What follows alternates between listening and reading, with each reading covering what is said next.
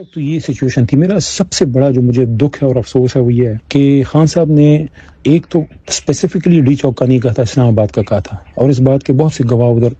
अदालत के मौजूद हैं, क्योंकि उसके बाद तो गौर साहब की मुलाकात ही खान से फिर नहीं हो सकी। उनकी तो मुलाकात ही फिर 25 तारीख को हुई है। तो खान साहब की तरफ से, फाउंडिंग चेयरमैन की तरफ से, चेयरमैन तहरीक इंसाफ को जो डायरेक्शन थी वो यही थी कि आप इस्लामाबाद पहुंचे। कोई स्पेसिफिक जगह नहीं है कि डी चौक है या कश्मीर हाईवे है या पेशावर मोड़ है, नो, बस इस्लामाबाद। तो जब खान साहब ने फिर 25 तारीख को खुद कह दिया कि आप संजानी बैठ जाएं और आप वहां पे अगर नेगोशिएशन होती है तो करें, वहां गौर साहब ने ये भी बताया कि खान साहब को इल्म नहीं था। जब उनको बीबी का बताया गया कि बीबी भी तशरीफ लाई है तो उन्होंने कहा कि अच्छा वो भी आई, तो उनके इल्म में नहीं था ये, क्योंकि खान साहब को सारी इन्फॉर्मेशन तो ज़ाहिर अंदर नहीं पहुंचती, उनको नहीं पता था कि वो भी आ रही हैं। बहरहाल ये जो खान साहब की डायरेक्शन थी कि संजानी बैठ जाएं, इसको मेरे ख्याल में 25 तारीख को ही चेयरमैन गौर साहब को, सेक्रेटरी जनरल साहब को उसी वक्त ऐलान कर देना चाहिए था। इसमें जो डिले हुई है ना, वो कन्विंस करने के लिए, क्योंकि वो जब उन्होंने कहा कि हमने बताया तो बीबी साहिबा शायद नहीं मानी, या सीएम साहब को तो कन्वे हो गया था, सीएम साहब तो एग्री थे कि हमें नहीं जाना चाहिए आगे। मेरे ख्याल में यहाँ से एक स्ट्रेटेजिक गलती हुई है कि जब खान साहब ने इजाजत दे दी थी संजानी बैठने की तो हमें नहीं जाना चाहिए था। अब किसको पता था कि आगे क्या होगा? ना हमें पता था, ना बीबी को पता था, ना गौर साहब को पता था, ना सीएम साहब को कि आगे अगर जाएंगे तो क्या होगा। किसको पता था कि वहाँ खून आशाम जो है लोग हैं और वो गोलियां मारेंगे। उन्होंने तो जुल्म किया सो किया, लेकिन मेरे ख्याल में हमसे गलती ये हुई कि हमें अपने लीडर के हुक्म पे अमल करना चाहिए था कि उन्होंने जब आपको संजानी का कहा कि आप संजानी में बैठे तो वहां हमें उस पे अमल करना चाहिए था। और ये 4-5 दफा गौर साहब पॉलिटिकल कमेटी को, कल रात भी उन्होंने इस पे ब्रीफिंग दी है और कोर कमेटी को भी उन्होंने ये बताया था बड़ी तफसील के साथ। सीएम हाउस में भी जो एक पॉलिटिकल कमेटी की मीटिंग हुई थी उसमें सीएम भी थे, उसमें सब थे, बीबी साहिबा भी शायद उसमें मौजूद थी। तो उसमें बिस्मिल्लाहिर्रहमानिर्रहीम, अस्सलाम वालेकुम नाज़रीन, मैं हूँ डॉक्टर महबूब अली सुबज़ई और आप देख रहे हैं कि प्रोग्राम। जी हाँ नाज़रीन, अब अली मोहम्मद ख़ान जो कि पाकिस्तान तहरीक इंसाफ के मौजूदा MNA है और साबिक़ दौरी हुकूमत में वज़ीर मुमलिकत भी रहे हैं, पाकिस्तान तहरीक इंसाफ के एक अहम रहनुमा जिनकी अब ऑडियो लीक्स भी आई है जिसमें अली मोहम्मद ख़ान ये दावा कर रहे हैं कि जब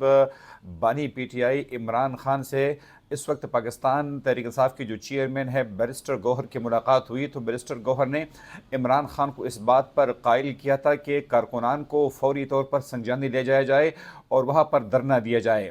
जिसके बाद हुकूमत के साथ मुज़ाकरात की जाए और आइंदा 48 से 72 घंटों में हम एक नई स्ट्रेटजी देंगे। तब अली मोहम्मद ख़ान का ये कहना है कि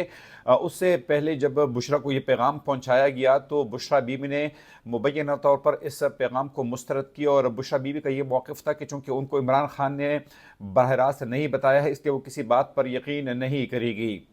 अली मोहम्मद ख़ान का तो यहाँ तक भी कहना था कि जब इमरान ख़ान ने इस्लामाबाद धरने की कॉल दी थी तो उन्होंने कभी भी डी चौक का नहीं कहा था। ताहम ये फैसला किसका था कि कारकुनान को डी चौक ले जाया जाए, ये सियासी कमेटी में इस पर भी बहस हुई, कोर कमेटी में भी इस पर बहस हुई, लेकिन अगर किसी ने इमरान ख़ान की हुक्म अदूली की है तो यकीनन इससे पार्टी को बहुत बड़ा धचका पहुंचा है। अली मोहम्मद ख़ान ने दबे अल्फाज में बुशरा बीबी का नाम लिए बगैर इस बात पर भी हैरत का इजहार किया कि जब खुद पार्टी की लीडरशिप और इमरान ख़ान एक बात कह रहे थे तो फिर बुशरा बीबी ने एक दूसरा फैसला क्यों किया। नहीं, ये तो थी अली मोहम्मद ख़ान की बात, लेकिन इस वक्त पाकिस्तान तहरीक इंसाफ की अगर हम मजमूई तौर पर बात करें तो पार्टी जो है उसमें कई इख्तिलाफात सामने आ रहे हैं, जहाँ पर पाकिस्तान तहरीक इंसाफ और खैबर पख्तूनख्वा की लीडरशिप जो है वो पंजाब की लीडरशिप पर उंगलियाँ उठा रही है, तो वहीं पर पंजाब से मुख्तलिफ पाकिस्तान तहरीक इंसाफ के रहनुमाओं के इस्तीफ़े भी सामने आ रहे हैं। पाकिस्तान तहरीक इंसाफ को इस वक्त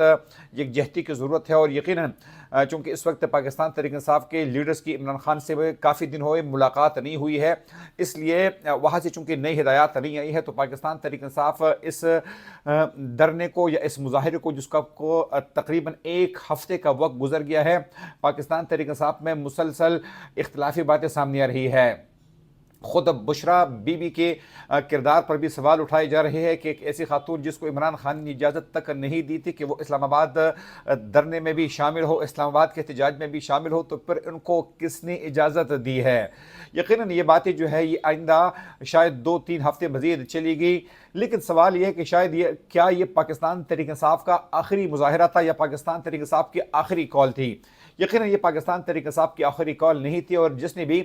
इसी कॉल को पाकिस्तान तहरीक इंसाफ की आखिरी कॉल कह दिया था तो शायद ये भी पाकिस्तान तहरीक इंसाफ की उन लीडरशिप की या उन कारकुनान की बहुत बड़ी गलती थी। साथ नाज़रीन, चूँकि हुकूमत और अपोजिशन के एक दूसरे पर मुख्तलिफ इल्ज़ामात का सिलसिला भी जारी है, तो गुज़िश्ता रोज़ अतातार ने ये इल्ज़ाम भी लगाया कि जो इस्लामाबाद धरना दिया जा रहा था तो उसमें मुराद सईद ने मुबैना तौर पर शिरकत भी की थी। उनका ये कहना था कि ये जो मुसल्लह जत्थे लेकर आए थे या इस्लामाबाद पर यलगार की जो बात की थी तो ये आइडिया मुराद सईद का था। उन्होंने यहाँ तक कहा कि मुराद सईद इस वक्त खैबर पख्तूनख्वा में वज़ीर आला हाउस में छुपे हुए हैं, ताहम हमें ये बात ज़ेब नहीं देती कि हम इस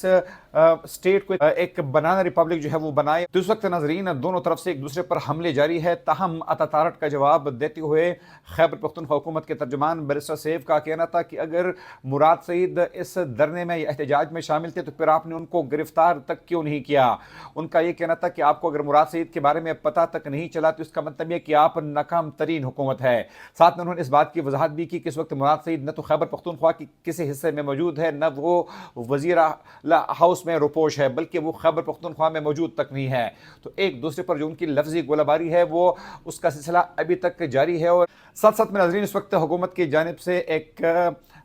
इश्तिहारी मुहिम भी शुरू की गई है पाकिस्तान तहरीक इंसाफ के ख़िलाफ़, जिसमें यह सब कुछ दिखाया जा रहा है कि किस तरह जब यहाँ पर कोई आला बैरूनी ओहदेदार पाकिस्तान पहुँचता है, कोई सरबराही मुमलिकत पाकिस्तान पहुँचता है, कोई आलमी कॉन्फ्रेंस यहाँ पर होती है, तो उस दौरान पाकिस्तान तहरीक इंसाफ किस तरीके से एहतजाज की कॉल देती है और मुल्क की मफादात को नुकसान पहुँचाती है। दो विंडोज़ बनाई गई है जिसमें एक तरफ तो पंजाब की तरक्की दिखाई जाती है, जबकि दूसरी जानिब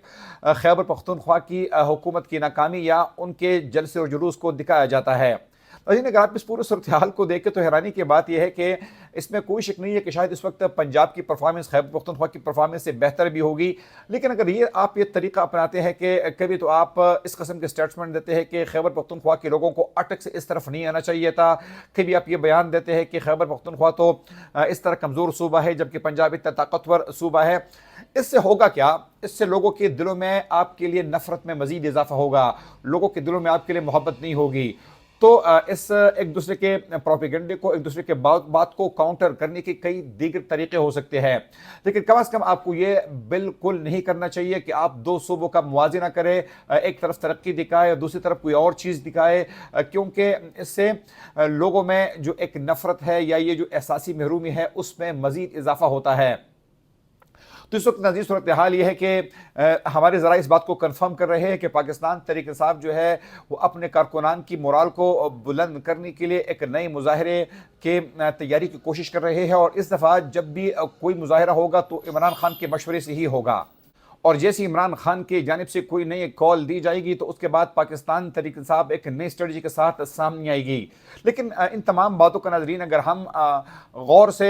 इसका जायज़ा लें तो ये भी तमाम मसाइल का हल नहीं है, क्योंकि आए रोज़ अगर पाकिस्तान तहरीक इंसाफ के लोग जो है वो मुजाहरे करते हैं, इस्लामाबाद की तरफ मार्च करते हैं, तो यकीनन ये हुकूमत के लिए भी एक नया दर्द सर जो है वो हो सकता है। इसलिए फ़रीक़ैन को हर हालत में जो है वो बैठना पड़ेगा, एक दूसरे की बात सुननी पड़ेगी और एक दूसरे को स्पेस देनी पड़ेगी।